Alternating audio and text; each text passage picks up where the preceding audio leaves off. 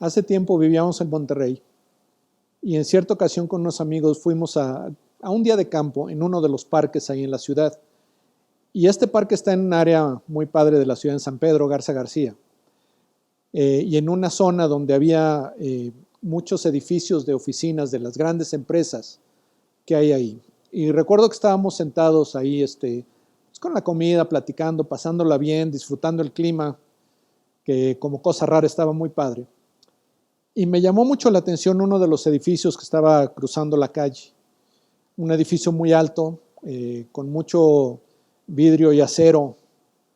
Se veía que las oficinas ahí deben haber sido muy padres. Se veía la gente que iba llegando, iba saliendo en carros último modelo. Todo ahí impresionaba. Y yo trataba de imaginarme cómo sería trabajar ahí, el tipo de oficinas que tendrían, la tecnología que estarían utilizando, cuánta gente estaría ahí dentro y cada uno con su diferente parte de la labor que estaban haciendo.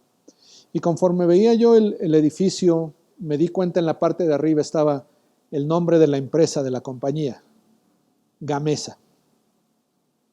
Y pensé, todo esto que está sucediendo ahí, este edificio tan bonito, tan grande, todas esas personas con toda la educación que han tenido que recibir, todo lo que han aprendido, que están llegando ahí a pasar gran parte de su tiempo trabajando, todo eso para hacer galletas.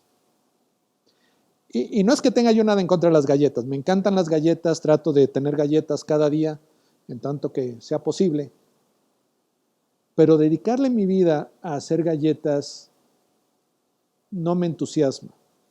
Agradezco mucho que hay gente que lo hace, pero esperaría yo que no fuera lo único a lo que dedican su vida. Los seres humanos tenemos un fuerte sentido, un fuerte deseo de tener propósito. Queremos que nuestras vidas cuenten para algo. No nos gusta la idea de pensar que de no haber existido todo seguiría igual. Queremos pensar que por el hecho de que estuvimos acá el mundo va a ser mejor, que vamos a tener algún impacto, que va a haber un legado, que alguien nos va a recordar. Y la idea de pensar de que pase toda nuestra vida sin lograr eso, francamente nos aterra. Recuerdo en cierta ocasión estaba yo platicando con mi papá y estábamos hablando de cierta persona. Y por diferentes situaciones en su vida, él había muerto. Y no podíamos decir nosotros qué fue el impacto que tuvo o qué dejó detrás de sí. Y recuerdo que mi papá me decía, qué triste es ver una vida desperdiciada. Y se me quedó muy metido en la cabeza esa idea de las vidas desperdiciadas, de que es posible vivir, estar vivo, incluso dentro de una sociedad, dentro de un grupo de personas, y no tener un impacto, que no marque una diferencia el estar acá. Y con todo el potencial que cada ser humano tiene, al ser creado por Dios a su imagen y semejanza, el no tener ese impacto es un desperdicio. Es una vida desperdiciada. Y déjame decirte algo más. Si el propósito que le das a tu vida se limita al impacto que tendrás en este mundo, te estás conformando con muy poco. Porque tú puedes fijarte metas de lo que quieres lograr en esta vida y quizás sea tener un cierto puesto, tener un cierto ingreso, tener un cierto reconocimiento, tener cierto tipo de familia o de casa o de carro, todas esas cosas que por lo general hablamos. Si a eso es a lo que le vas a invertir tu vida, te estás conformando con muy poco. El sentido de propósito de nuestra vida tiene que ir mucho más allá de lo que es este mundo, tiene que ir hacia la eternidad. Te comento esto porque el día de hoy vamos a comenzar un estudio sobre el libro de Hechos en la Biblia. En la tradición se le empezó a llamar Hechos de los Apóstoles, aunque como vamos a ver se llama Hechos porque habla de las cosas que sucedieron. Es un libro histórico y las cosas que sucedieron a través de la vida de los apóstoles. De los 11 hombres que dejó Jesús, como sus apóstoles, más el 12º que se añade un poco después, y cómo ellos cumplieron con la misión que Jesús les da. Y este libro es escrito por Lucas, el mismo que escribe el Evangelio según San Lucas. Y lo que él hace es que él continúa, él no ve una distinción, él continúa el relato que comienza acerca de Jesús, de todo lo que fue la vida de Jesús. De hecho, el Evangelio de Lucas comienza desde que Juan el Bautista es anunciado, hasta que Jesús asciende al cielo después de su resurrección. Y Lucas va a continuar esa historia, nos da esa idea de que la historia o lo que está sucediendo no termina cuando Jesús asciende al cielo, sino que va a continuar. Y me gustaría que viéramos los primeros 5 versículos de Hechos, donde Lucas nos da el panorama o nos da la introducción a esto que nos va a estar contando. Hechos 1, del 1 al 5 dice: en el primer relato, estimado Teófilo, escribí acerca de todo lo que Jesús comenzó a hacer y a enseñar hasta el día en que fue recibido arriba en el cielo, después de que por el Espíritu Santo él había dado instrucciones a los apóstoles que había escogido. A estos también, después de su padecimiento, se presentó vivo con muchas pruebas convincentes, apareciéndoseles durante 40 días y hablándoles de lo relacionado con el reino de Dios. Y reuniéndolos, les mandó que no salieran de Jerusalén, sino que esperaran la promesa del Padre, la cual, les dijo, oyeron de mí. Porque Juan bautizó con agua, pero ustedes serán bautizados con el Espíritu Santo dentro de pocos días. Cuando estábamos platicando acerca de estudiar el libro de Hechos, de empezar esta serie de mensajes basados en el libro de Hechos, una de las personas que estaba ahí en la conversación nos comentó cómo él había hecho un estudio del libro de Hechos, había escuchado de un estudio donde lo nombraron o lo siguieron bajo el título de La misión de Dios, el poder de Dios, el pueblo de Dios. Y conforme estaba yo estudiando estos primeros versículos del libro de Hechos, me di cuenta de que realmente eso es lo que Lucas está comunicando. Nos va a hablar de la misión de Dios, el poder de Dios y el pueblo de Dios. Vamos viendo poco a poco lo que Lucas nos relata. Comienza diciendo, en el primer relato, estimado Teófilo. Y cuando dice en el primer relato, está hablando del Evangelio de Lucas. Y desde el primer par de siglos de la historia de la Iglesia, se consideraba que era verdad que Lucas había escrito tanto el Evangelio, según San Lucas, como el libro de Hechos. Y este Lucas era un médico que en algunas ocasiones viajó con Pablo durante sus viajes misioneros. Entonces, esto que él está relatando, parte lo vivió, parte lo escuchó de parte de Pablo, probablemente también interactuó con algunos de los otros apóstoles o discípulos de los apóstoles, de tal manera que escuchó de testigos todas estas cosas que él va a estar contando. Y dirige tanto el Evangelio de Lucas como este libro de Hechos a cierta persona al que él llama estimado Teófilo. Y el nombre Teófilo significa amado por Dios. Por eso es que algunas personas piensan que más bien es una figura, es como una alegoría, porque Teófilo, el amado por Dios, somos todos. Dios nos ama a todos y el mensaje del Evangelio, lo que se va a relatar en Hechos acerca del inicio de la iglesia, es para todos aquellos que son amados por Dios.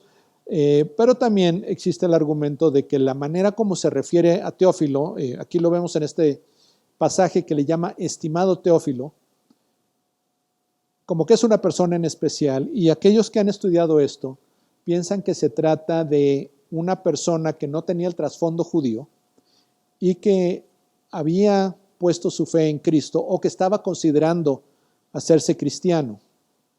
Y por eso Lucas le escribe tanto el Evangelio como el libro de Hechos para que esta persona entendiera el mensaje de Cristo, la obra de Cristo y cómo había continuado a través de los hechos de los apóstoles, de lo que los apóstoles y sus discípulos hicieron.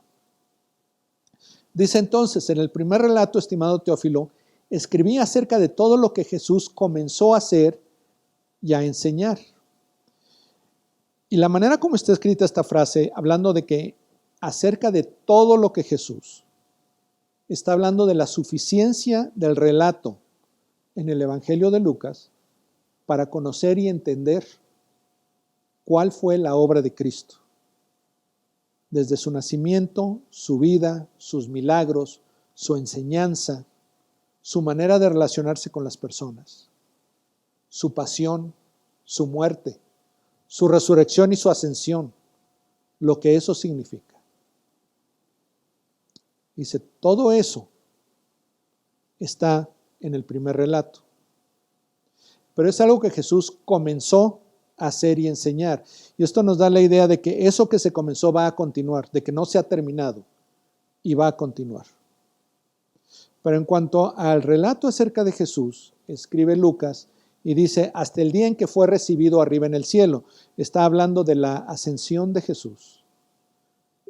Después de que Jesús resucita, el primer día de la semana, el domingo, después de Pascua, nos va a mencionar el mismo Lucas que durante 40 días se aparece a sus discípulos.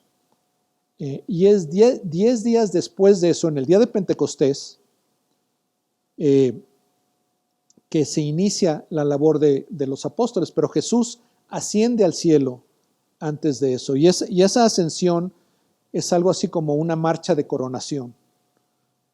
Porque en su resurrección Jesús establece que ha cumplido con lo que Él vino a hacer, que era vivir y morir para ofrecernos el perdón de nuestros pecados, para derrotar a la muerte, para derrotar a nuestro enemigo el diablo. Y una vez que Él ha cumplido todo eso, Él pasa tiempo con sus discípulos y después asciende al lugar que le corresponde a la derecha del Padre, en un trono desde donde Él reina. Pero nos escribe Lucas y dice que esto sucedió después de que por el Espíritu Santo Él había dado instrucciones a los apóstoles que había escogido. Y cuando dice ahí que dio instrucciones por el Espíritu Santo, esto puede significar al menos un par de cosas. Una es que dentro de la revelación que Dios hace del poder de Dios a través del Espíritu Santo, es que los apóstoles reciben estas instrucciones, o que es parte de la instrucción, que es el Espíritu Santo, el poder que están recibiendo ellos. Y esto es dado a los apóstoles que Él había escogido. Al principio de su ministerio público, nos dice que Jesús escogió a 12 hombres para que estuvieran con Él. Y estos 12 hombres lo acompañaron, si no toda, la mayor parte de los 3 años que Jesús estuvo realizando su ministerio público. Y a ellos, nos dice aquí Lucas, les fueron dadas instrucciones antes de que Jesús ascendiera al cielo. Y esto se relata más adelante en el libro de Hechos. A estos también, a los apóstoles, después de su padecimiento, después de que fue traicionado, fue arrestado, fue juzgado en todos esos juicios terribles que él pasó, fue azotado, fue castigado físicamente y muy cruelmente, fue crucificado, pero resucitó. Y dice que a estos apóstoles, a estos seguidores, se presentó vivo con muchas pruebas convincentes, apareciéndoseles durante 40 días y hablándoles de lo relacionado con el reino de Dios. Durante 40 días después de su resurrección, en diversas ocasiones, Jesús se aparece a sus seguidores. Nos dice que en cierta ocasión se apareció a más de 500 personas. Entonces no era solamente a los apóstoles, se apareció a las mujeres, a María Magdalena en la tumba, ciertamente a sus apóstoles. Y Él les dio pruebas convincentes. Él quería que los apóstoles entendieran clara y totalmente que Jesús había cumplido lo que Él había venido a hacer y que había efectivamente derrotado al pecado y a la muerte. Y la resurrección era la prueba de eso, el hecho de que Él está vivo, de que permanece. Porque eso es el tema principal de lo que los apóstoles van a estar comunicándole a las personas, como vamos a ver en el libro de Hechos. Y es lo que los fortalece, esa convicción de que Jesús cumplió y vive. Dice que les habla de todo lo relacionado con el reino de Dios. Esto tiene que ver no solamente con lo que es la vida eterna en el cielo, sino el vivir en el reino de Dios durante nuestro tiempo en esta tierra. Vivir de la manera que Dios quiere que vivamos. Y eso es lo que Cristo, lo que Jesús le comunicó a sus apóstoles durante esos 40 días. Y dice que hacia el final de estos 40 días, dice, reuniéndolos, les mandó que no salieran de Jerusalén, sino que esperaran la promesa del Padre, la cual les dijo, oyeron de mí, porque Juan bautizó con agua, pero ustedes serán bautizados con el Espíritu Santo dentro de pocos días. Y aquí nos debe llamar la atención que lo primero que Jesús le dice a sus apóstoles cuando les está encargando lo que viene, les dice, no salgan de Jerusalén, quédense acá. Y de hecho ellos pasan esos 10 días básicamente encerrados, escondiéndose en el aposento alto, donde habían celebrado la cena del Señor y donde van a estar reunidos orando cuando venga el día de Pentecostés. Y Jesús les dice, miren, todavía no vayan, esperen la promesa del Padre de la cual yo les había hablado. Y hace la referencia a Juan el Bautista, como Lucas hace también en el Evangelio, al principio de su relato. Dice, Juan bautizó con agua, pero ustedes serán bautizados con el Espíritu Santo. Y este bautizo es una manifestación especial del Espíritu Santo. No quiere decir que antes no lo tenían, porque vemos en la narrativa del Evangelio de Juan, cierta ocasión en que Jesús sopla a los apóstoles, llenándolos del Espíritu Santo. No quiere decir que el Espíritu Santo no había estado activo en la vida de las personas y particularmente en la vida de los apóstoles hasta lo que está por venir, sino que va a haber una manifestación particular del Espíritu Santo en el día de Pentecostés que vamos a ver más adelante. Pero entonces en estos 5 versículos nosotros vemos lo que les había mencionado. Primeramente vemos la misión de parte de Dios. Cuando dice ahí el pasaje de que Jesús por el Espíritu Santo les había dado instrucciones, esta es una referencia a lo que llamamos la Gran Comisión. En el Evangelio según San Mateo, Jesús le dice a sus apóstoles, toda autoridad me ha sido dada en el cielo y en la tierra. Por lo tanto, vayan y hagan discípulos de todas las naciones, bautizándolos en el nombre del Padre y del Hijo y del Espíritu Santo, y enseñándolos a cumplir todo lo que yo les he mandado. Y yo voy a estar con ustedes hasta el final de los tiempos. Y ahí vemos que Jesús les da una instrucción muy clara, que es ir y hacer discípulos. Un discípulo es un seguidor de Cristo, pero un seguidor genuino. No es solamente alguien que sabe acerca de Jesús, que te puede explicar sus enseñanzas, sino alguien que vive la vida que Jesús tiene para él, que ha puesto su fe en él, que se somete a su autoridad y vive la vida que Jesús, que Dios tiene para él. Estas son las instrucciones que Jesús le dio a sus apóstoles por el Espíritu Santo. Esta es la misión que Dios le está dando a este grupo de hombres. Nos habla también en este pasaje acerca del poder de Dios, que es cuando Jesús habla de que serán bautizados con el Espíritu Santo. Y eso lo vamos a ver en el segundo capítulo del libro de Hechos. Pero se ve una transformación radical en la vida de estos hombres, que cuando Jesús es arrestado, encarcelado, enjuiciado, condenado, ellos se esconden. Pedro niega que lo conoce. Y cuando él está en sus últimos momentos en la cruz, solamente Juan se atreve a acercarse a la cruz. Los vamos a ver cómo en el poder del Espíritu Santo ellos cumplen con esta misión que Dios les está dando, de predicar el evangelio de salvación por el perdón de los pecados en Cristo a todo el mundo. Es el Espíritu Santo el que los va a capacitar y los va a guiar a que cumplan con la misión que Dios les está dando. Es el poder de Dios actuando en ellos. Y finalmente vemos que todo esto se realiza por medio del pueblo de Dios, porque nos habla que esto es dado a los apóstoles que Jesús había escogido. Desde el Antiguo Testamento nosotros vemos que Dios escoge a personas. Nos dice que escoge a un pueblo para sí, que redime, que libera a un pueblo para sí. Y aquellos que hemos puesto nuestra fe en Jesucristo, que le hemos entregado nuestra vida, hemos sido escogidos por Dios. Somos su pueblo, somos sus hijos. Y entonces lo que vemos en este principio del libro de Hechos, vemos cómo Jesús, y me encanta cuando menciona ahí que les habla de estas cosas a los apóstoles, dice que cuando estaban a la mesa, estaban en un ambiente de convivencia, de relación, de pasar tiempo juntos en comunión, disfrutando de comida, de alimentos, de compañerismo. Y dice que cuando estaba con ellos es cuando les comunica todas estas cosas.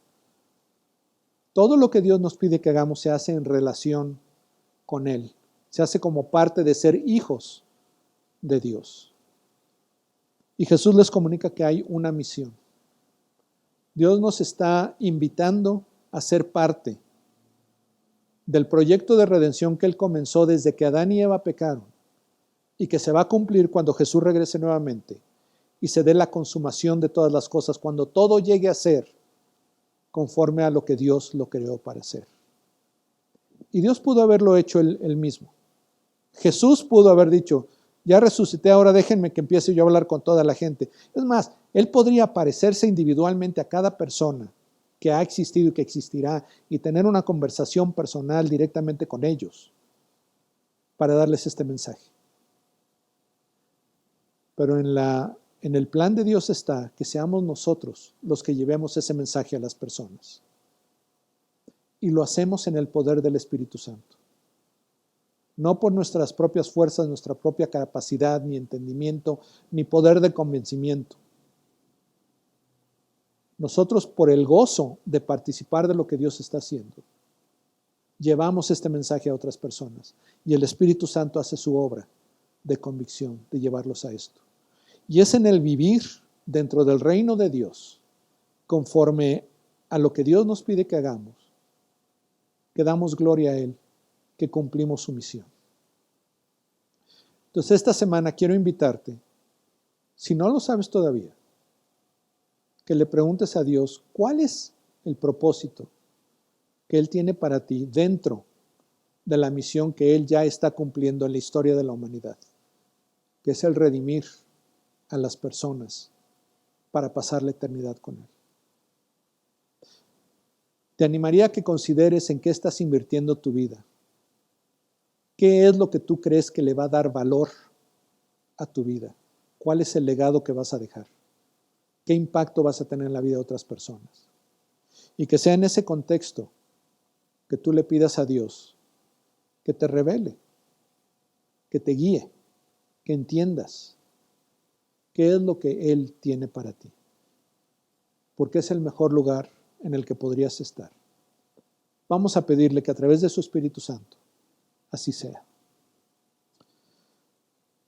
Padre Dios, nuestro Señor Jesucristo nos ha enviado a ser discípulos de todas las naciones. Tú nos has dado al Espíritu Santo, a Dios mismo, para capacitarnos, para guiarnos, para animarnos en esta tarea. Te queremos pedir cada uno de nosotros individualmente, que tú nos lleves a entender, a conocer cuál es nuestra participación en este proyecto de redención que tú tienes para todo el mundo. Ahí donde estamos, si hemos de ir a otro lugar, ¿cómo nos vamos a preparar para cumplir con eso que tú tienes para nosotros? Y que al hacerlo lo hagamos con gozo de saber que vamos a ir tomados de tu mano a donde tú ya estás obrando, que vamos a participar contigo de lo que tú estás haciendo en la vida de las personas. Y que cuando sea nuestro momento de estar contigo en el cielo por la eternidad, veremos ahí el impacto que nuestra vida tuvo en la vida de otros. Para tu gloria y honra, Señor Jesús. Amén.